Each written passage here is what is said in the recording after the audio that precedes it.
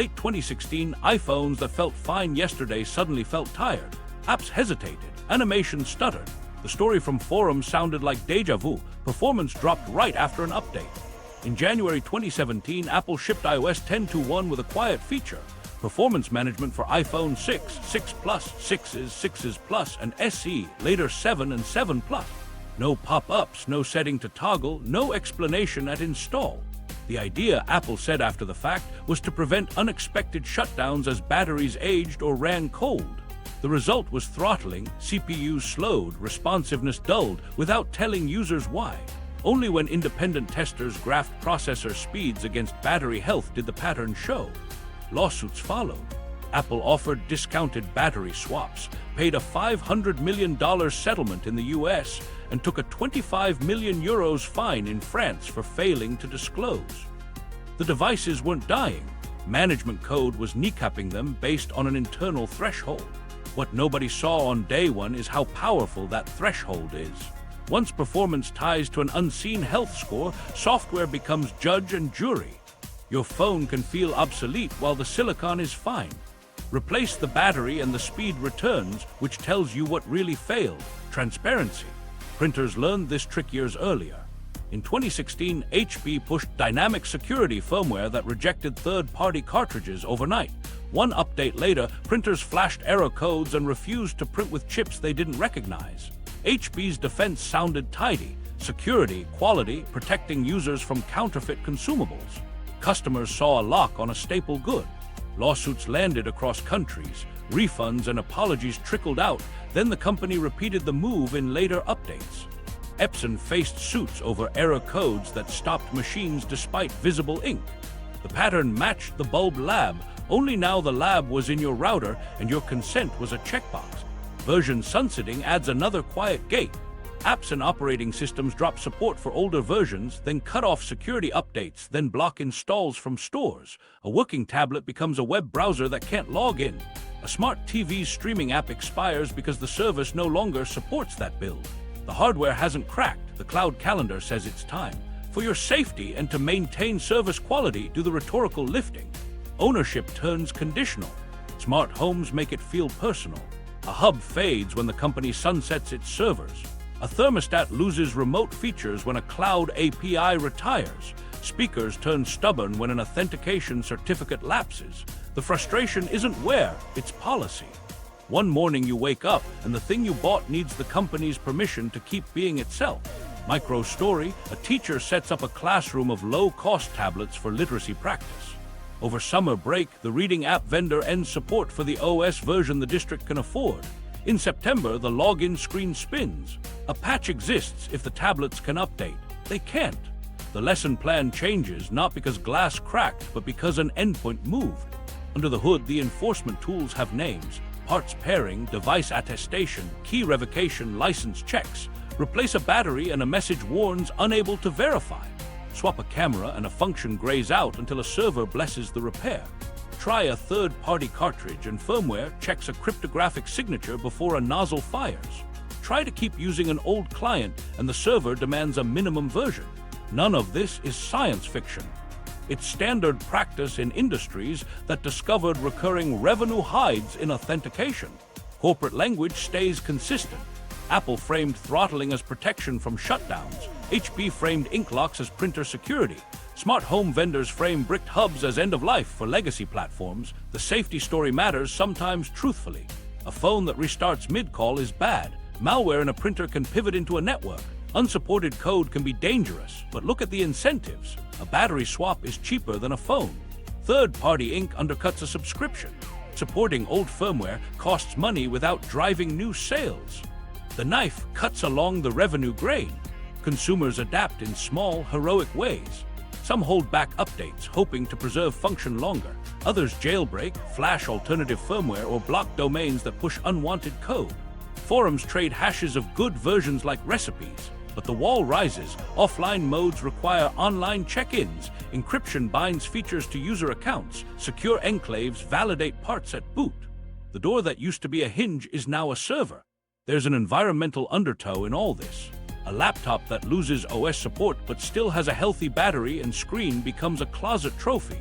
A printer that rejects ink lands at a recycler with a perfectly good mechanism. A thermostat with a dead cloud becomes e-waste with a temperature sensor inside. When function tracks a contract instead of physical wear, the dump gets younger, faster. Here's the twist that loops back to Geneva. The Swiss lab counted hours to enforce a 1,000-hour life. Today, telemetry counts cycles, health scores, error states, and serial numbers. The measurement isn't the villain, secrecy is. If you showed people the thresholds, let them choose a battery swap over a slowdown, offered an offline mode when a cloud retires, the control would shift. But secrecy keeps the calendar hidden and the reorder predictable. Meanwhile, regulators are waking up. France's Repairability Index pushes manufacturers to disclose parts availability and fixability. Right to repair bills target parts pairing and manual access. Class actions and fines don't rewrite code, but they make companies ask a harder question before flipping the switch. If software is the new lifespan, who gets to set the clock? Standards, patents, and the gatekeepers of longevity. Standards sound boring until you realize they decide how long your stuff lives. After throttling and firmware locks, this is the upstream layer. The rules written in committee rooms that quietly tilt choices toward faster turnover long before a factory line spins up. While that was happening in software, engineers were sitting in standards meetings debating trade-offs that looked technical but landed economic. A lumen per watt target outruns filament robustness. A thinner battery profile slips under a design spec even if it has cycle life. On paper, those moves read like progress, brighter, lighter, sleeker. In practice, they steer a market toward parts that wear out on a schedule. The trick is subtle because nobody writes make it fail. They write optimize for efficiency, then let the physics do the shortening. Here, S where the language matters. Best available efficiency becomes a procurement checkbox. Once it's baked into a recommended practice, suppliers build to it because bids demand it. A municipal buyer thinks they're buying greener bulbs. The unseen cost is tighter life dispersion around a number that flatters spreadsheets. When the spec ignores dispersion and only lists an average, clustering failures gets rewarded with predictable maintenance interval. Convenience becomes the fig leaf for fragility. Patents amplify the tilt. A chip that authenticates genuine consumables isn't just IP, it's a gate. Lock the protocol, claim security, and third-party parts vanish, not because they're unsafe, but because the handshake is proprietary. The result looks like quality control and feels like a toll booth. In printers, that chip decides if ink moves. In appliances, a board reads a sensor's ID before a pump spins. The mechanism is the same. Embed ownership in silicon, then rent trust back to the buyer. Licensing closes the loop. If a manufacturer controls a diagnostic protocol through IP and licensing fees, small suppliers can't afford to join. They ship generic parts without the handshake and devices reject them. Meanwhile, big buyers negotiating volume discounts have no reason to push for openness. The system works for them. The long tail, the shops that keep things alive in year 7, gets cut off by fees upstream, not just glue downstream. Meanwhile, something else was happening in trade associations. Lobbyists packaged these choices in public interest wrapping. Safety and efficiency did the heavy lifting in white papers. When regulators asked why products seemed harder to fix and quicker to replace, the answers came with charts. Lower energy use, higher lumen output, thinner profiles that saved materials. True in isolation, misleading when the lifetime curve shrinks and e-waste swells. It's the old bulb story, rewritten in standards language. Micro story from a spec room. A battery working group debates envelope thickness. One engineer flags cycle life degradation below a certain separator gauge.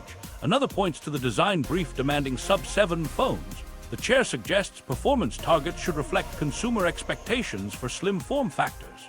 The note lands in the minutes like a shrug. A year later, millions of devices ship with sealed packs that sag by year 2. Nobody wrote shorten life. They wrote meet expectations. Patents don't stop at parts, they extend to diagnostics. A service port requires a licensed cable. The cable speaks a protocol wrapped in NDAs. Even reading error codes can require a subscription. If you can't read the fault, you can't fix the fault. Independent repair turns from skill into paperwork, and paperwork is where cartels always hid their leverage. Standards also govern data. Telemetry schemas decide what health signals a device records and who sees them. If the standard excludes user-facing health metrics, only the vendor sees the leading indicators of failure. They can design service windows. You get a surprise. Flip it. require devices to expose repair-relevant data, and lifespans stretch because problems get addressed before they cascade. That single choice sits in a subcommittee agenda, not an ad. While that was happening in Brussels and Boston, suppliers made real-time compromises. A cheaper adhesive that speeds assembly by 20 seconds wins a cost down meeting even if it makes later disassembly a nightmare. A non-modular connector saves pennies and blocks part-level swaps. These are standardization by inertia, choices that spread because they lower immediate cost, and nobody writes a counterspec demanding end-of-life serviceability. Here's the part nobody likes to say out loud. Standards bodies often tilt toward incumbents because incumbents can afford to attend every meeting. Travel budgets and legal teams show up in the room as consensus. A startup pitching a rugged modular assembly can't fly a delegate to 12 sessions a year. The spec ships without their voice. Then retailers cite the spec to deny shelf space to non-conforming products, and durability loses twice, once in committee, once in the aisle.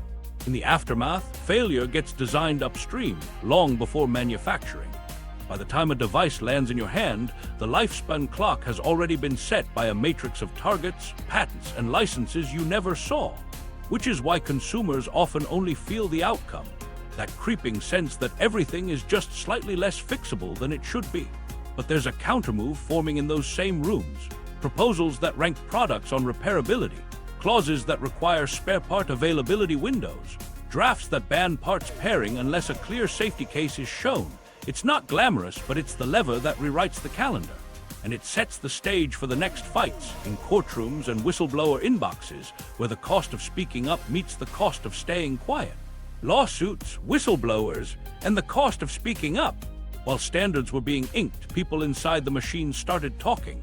Not all at once, not loudly, just enough to show the gears. A battery engineer emails a manager. At 80% health, clock stepped down 20%. A product owner replies, document as user safety. That line will appear again in court filings and press briefings because once code governs performance, intent hides in phrasing. The iPhone slowdown is the clearest case where private thresholds met public outrage. After users noticed post-update lag, independent testers mapped CPU speeds to battery wear and found a slope. As health dipped, performance management kicked in. Apple later said the feature, added in iOS 10.2.1, was to prevent random shutdowns as cells aged or ran cold. The explanation was plausible. The silence was. There'd been no upfront disclosure, no setting, no consent, just a change that made phones feel old. 30-plus lawsuits landed. In the US, Apple agreed to a $500 million settlement in 2020. In France, prosecutors fined the company €25 million for failing to inform consumers. Discounted battery swaps followed, and a toggle arrived in settings. The hardware hadn't failed, trust had. Printers wrote their own version. In 2016, HP pushed dynamic security firmware that blocked cartridges with unapproved chips, bricking machines that had worked the day before. The company framed it as protecting quality and network safety. Customers saw devices refusing to print black and white homework because a color chip didn't match. Class actions stacked up across countries. HP issued apologies, offered refunds, then revisited the tactic with later updates, triggering fresh suits as recently as 2023. Epson faced cases over error codes halting prints despite visible ink. A page that won't print is a quiet emergency, a ticket, an invoice, a school form, so people replaced entire machines over a chip handshake. Inside companies, leaks showed the calculus. Performance caps tied to health thresholds. Cartridge authentication flags coded as security. Memos coaching teams to phrase constraints as compatibility. No smoking guns ordering breakage, just roadmaps that made recurring revenue the North Star and language that made restraint sound like care. Whistleblowers risked careers to surface those choices. The reward was rarely a headline. More often it was a subpoena, a cold shoulder, or a job search. Corporate defenses lined up in 3 columns: safety, compatibility, environment. Apple emphasized preventing shutdowns. HP cited printer integrity and malware risks from counterfeit supplies. Appliance and smart home vendors said old platforms couldn't be supported securely. Sometimes they were right about the risk, but the fixes often pointed one way, back through official service, official consumables, official upgrade. A micro story from the inside. A QA lead signs off on a printer patch that tightens cartridge checks. In the test lab, every unit passes. 2 weeks after release, his inbox fills with photos of status screens and angry captions. He stands in his kitchen at midnight, staring at his own printer's error message. He knows exactly which line of code is blocking the job. He also knows the performance bonus depends on subscription ink growth. He sleeps badly and starts polishing his resume. The legal hits didn't rewrite the playbook, but they drew borders. Apple's settlements established that silent throttling crosses a line. Future updates came with charts and toggles. Printer suits pushed disclosures into release notes and forced refund programs. France's consumer authority used a planned obsolescence lens, not just generic deception, to fine a major tech company, tiny compared to revenue, loud compared to past slaps. Meanwhile, the repair fight sharpened the stakes. Farmers sued over John Deere's software locks, arguing they'd bought machines they couldn't fully fix. The company pointed to licensing. You own the metal, not the code. Workarounds spread unofficial tools, Eastern European firmware, because harvests don't pause for service appointments. iPhones flagged non-genuine batteries and cameras. Screens worked, features dimmed, warnings nagged. Independents learned micro-soldering and chip transfers to satisfy pairing. An arms race of skill against gates. These cases carry a human toll that doesn't show up on quarterly calls. Independent shops closed when parts pairing and glued assemblies made routine jobs unviable. Employees who raised concerns about thresholds or lockouts found themselves off promotion tracks. Consumers lost weekends to appointments they didn't need. And in the background, e-waste rose on pallets because a warning label outvoted a repair. But there's a second toll when nobody speaks: quiet normalization. If undisclosed throttling goes unchallenged, it becomes best practice. If cartridge locks sail through, other consumables get chips. If license not own wins in tractors, it spreads to cars, tools, and medical devices. The lawsuits and fines didn't end the strategy, but they interrupted the slide long enough for lawmakers to notice and for consumers to see the pattern with fresh eyes. In the aftermath, the scoreboard reads like this: small wins, big inertia. Companies updated disclosures, courts wrote settlements, regulators fined and drafted rules. The core incentives, the calendar that prefers replacement to repair, stayed. Which is why the next layer of the story isn't just about rights on paper. It's about the places those rights matter most, far from showrooms and press conferences, where our cast-off devices go when the schedule says done. The mountain of e-waste. While courtrooms argued about thresholds and toggles, a different ledger filled up far from the headlines. Fields of discarded gadgets, monitors, and printers stacked like geology. This is where scheduled failure goes when it leaves your desk, into places that never signed the software agreement and still carry the cost. To understand why this matters, you have to see one place that's become a shorthand for the whole system. Agbegblashi in Accra, Ghana, once a wetland, now a scrapyard that functions like a city. Trucks back in with mixed loads, towers with hard drives drilled, TVs with screens spidered, printers that blink the wrong cartridge code, cables like vines. There isn't a neat line between imported for repair and dumped as waste. The category is whatever survived a customs form. Here's the routine. Young men and boys drag wire harnesses to a clearing, set a small fire with foam and broken plastic, and wait for insulation to slump into ash so clean copper can be pulled out. A few steps away, older hands dip circuit boards in acid baths to leach metals from solder. There's skill in it, judging heat, timing dips, not mixing fumes, but the trade is simple. Convert something designed to be closed into material you can sell by the kilogram. The air carries the price. Smoke curls all day. The soil darkens to a slick black. Tests in hotspots have recorded soil lead well above 10,000 milligrams per kilogram. Kids run through it, then go home tracking dust on their skin. Clinics see blood lead levels for children frequently above 10 micrograms per deciliter, a number that maps to lower test scores and nervous systems that spend years recovering, if they ever do. The metal came from our homes. The molecules end up in theirs. Not everything here is a burn pile. Walk a little farther and you'll find Suim Magazine, Ghana's repair ecosystem, where machinists cut new gears for old engines, weld cracked chassis back to straight, and wire dashboards resurrected from different cars. In the same city, young technicians do board-level diagnosis on phones that richer countries considered obsolete. A bad BGA chip gets reflowed. A fried charging IC gets replaced. 2 dead phones become 1 good one. Every harvest of parts pushes a device's life a few months or years forward.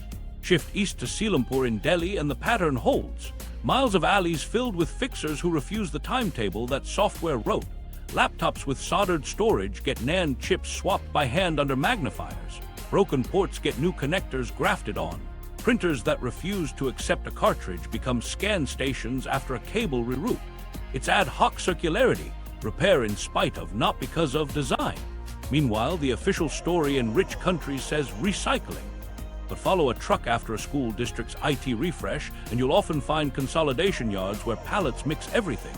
Cracked tablets, CRTs with leaded glass, and that stack of inkjets people gave up on. Green programs promise clean downstream processing. Some deliver, many export. Labels say tested working to pass rules that ban e-waste dumping.